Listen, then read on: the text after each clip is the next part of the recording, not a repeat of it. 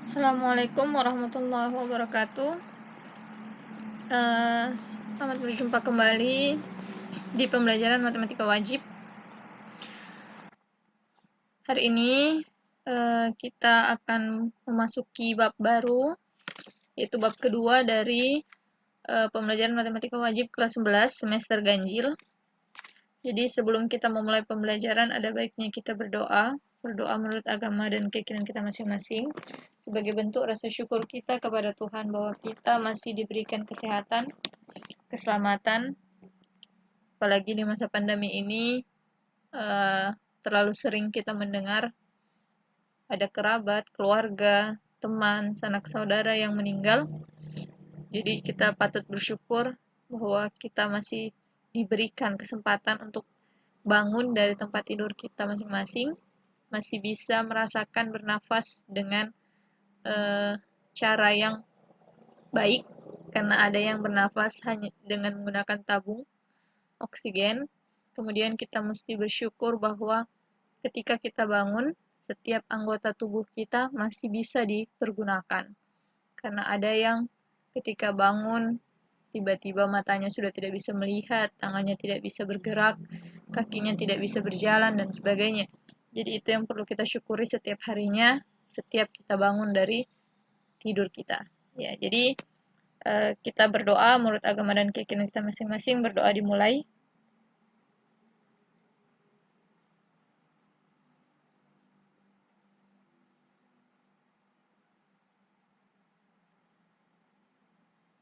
Berdoa selesai. Nah, baik. Bab 2 ini kita akan mempelajari tentang program linear. Tetapi sebelum masuk ke sana, ada beberapa prasyarat yang harus kalian ketahui gitu ya. Pertama, yaitu sistem persamaan dan pertidaksamaan linear. Nah, ini sistem persamaan dan pertidaksamaan linear itu kalau persamaan itu kita sudah belajar yang untuk persamaan linear dua variabel, mungkin di tingkat-tingkat sebelumnya kalian sudah mempelajarinya. Persamaan linear itu yang ini, yang terdiri atas persamaan linear dua variabel itu yang terdiri atas dua variabel, kemudian pangkatnya satu, gitu ya. Nah, kemudian untuk program linear sendiri akan kita bicarakan tentang masalah program linear. Itu ada sistem pertidaksamaan linear dua variabel nanti sebelum masuk di program linear itu sendiri. Nah, itu ada pertidaksamaan linear dua variabel. Kemudian program linear sendiri mencakup tentang model matematika. Kita akan membuat model matematika. Kemudian ada nilai optimum. Ya, nilai optimum itu fungsi objektif, kemudian penyelesaian program linear. Ada fungsi objektif, baru ini nilai optimum itu berbicara tentang maksimum dan minimum. Nah, ada catatan kecil di bawah sini, pengetahuan umum saja. Jadi yang pertama kali mengembangkan program linear itu adalah John van Neumann tahun 1940. Nah, program linear itu sendiri pertama kali penggunaannya oleh Marshall Wood pada Angkatan Udara Amerika Serikat. Oke, seperti yang Ibu katakan tadi, sebelum masuk ke program linear itu sendiri, ada sistem pertidaksamaan linear dua variabel. Nah, dalam sistem pertidaksamaan linear dua variabel, kita harus pelajari dulu tentang pertidaksamaan linear dua variabel. Apakah pertidaksamaan linear dua variabel itu? Nah, pertidaksamaan linear dua variabel itu adalah merupakan bentuk pertidaksamaan yang memuat dua variabel dan pangkat setiap variabel itu satu. Ya, pangkat tertingginya itu satu. Nah, tanda-tanda pertidaksamaan itu ini. Pertama, kurang dari, kemudian ada lebih dari, kurang dari sama dengan, lebih dari sama dengan. Nah, bentuk umumnya itu pertidaksamaan linear dua variabel itu AX tambah BY kurang dari C, AX tambah BY lebih dari C, AX tambah BY kurang dari sama dengan C, AX tambah BY lebih dari sama dengan C. Dengan A, B, C anggota bilangan real, A dan B itu adalah koefisien, ya. Jadi yang angka yang berada di depan. Ini X, Y itu namanya variabel. Nama variabel itu artinya pengganti. Di depan pengganti itu namanya koefisien. Kemudian C itu dinamakan konstanta. Ya, gitu.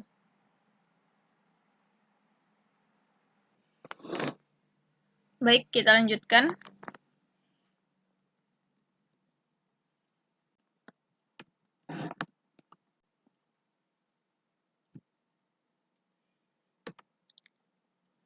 Nah, bagaimana cara menentukan daerah penyelesaian? Nah, himpunan penyelesaian pertidaksaamaan linear dua variabel adalah langkah-langkah untuk menyelesaikannya. Yang pertama, memperhatikan bentuk pertidaksamaan linear dua variabel. Nah, ini kan.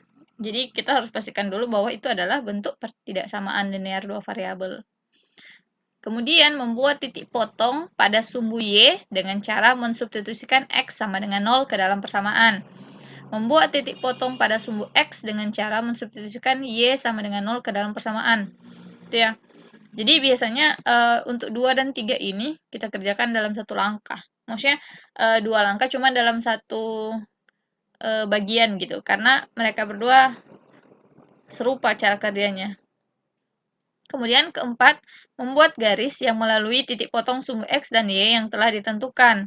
Nah, yang kelima, menentukan daerah penyelesaian dengan cara menguji pada sembarang titik A, B yang berada di luar persamaan garis.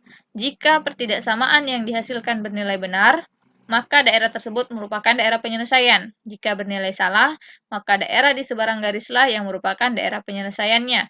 Nah, kemudian langkah terakhirnya membuat arsiran pada daerah penyelesaian. Contoh. Nah, ini. Tentukan daerah penyelesaian dari 3X tambah 2Y kurang dari 24. Nah, ini kan kalau kita lihat pertamanya, oh ini sudah bentuk pertidaksamaan gitu ya. Kemudian cari titik X saat Y sama dengan 0 yang tadi langkah kedua. Kemudian Y, cari titik Y saat X sama dengan 0. Ini yang langkah ketiga tadi yang Ibu maksud. Nah, maka untuk mencari titik ini, pertama kita bentuk dulu ini menjadi persamaan linear. Jadi 3X tambah 2Y sama dengan 24. Maka saat Y sama dengan 0, substitusikan Y-nya jadi 0. Jadi hasilnya maka diperoleh 3X ditambah 2 dikali 0 sama dengan 24. Ini. Y-nya diganti 0. Substitusikan ya. Maka hasilnya adalah 3X sama dengan 24. Nah, X-nya itu berarti 24 dibagi 3 gitu ya. Kedua ruas dibagi 3, maka 3 bagi 3 1, 24 bagi 3 hasilnya 8, maka X-nya itu adalah 8, gitu ya. Nah, kemudian untuk X sama dengan 0, saat X sama dengan 0, maka diperoleh 3 dikali 0, X-nya diganti 0, nah ditambah 2Y sama dengan 24, maka 2Y sama dengan 24, Y sama dengan 24 dibagi 2, hasilnya 12. Kemudian, nah, gambar grafik menghubungkan kedua titik. Nah, tinggal diberi titik saja pada di angka 8 dan pada sumbu X dan angka 12 pada sumbu Y. Contoh ini. Ini kan sumbu X nih. Nah, X kan tadi dapatnya 12 ya. X-nya yuk. Tunggu. Oh, Y-nya 12, X-nya 8. Maka di sumbu X kita taruh titik 8. Gitu ya.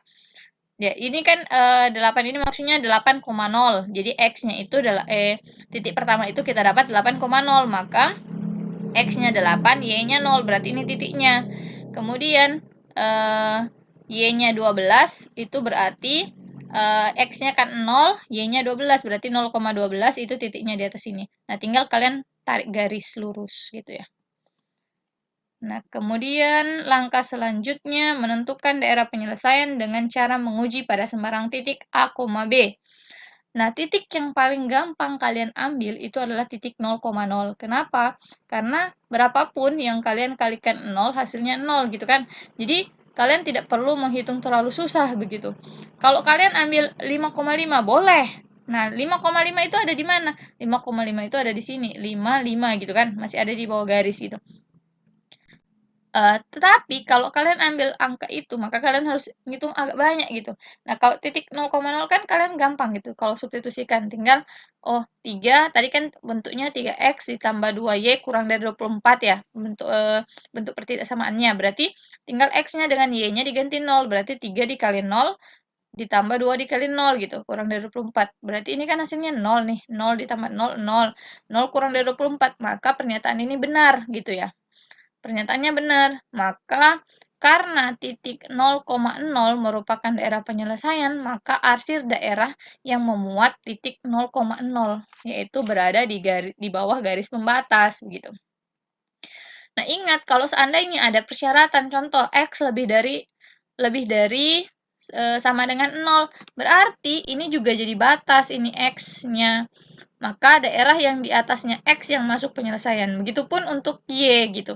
Maka kalau seandainya ini semua dibatasi, contoh ya, X lebih dari sama dengan 0, kemudian Y lebih dari sama dengan 0, berarti daerah penyelesaiannya hanya ada di tengah ini, segitiga di tengah ini gitu.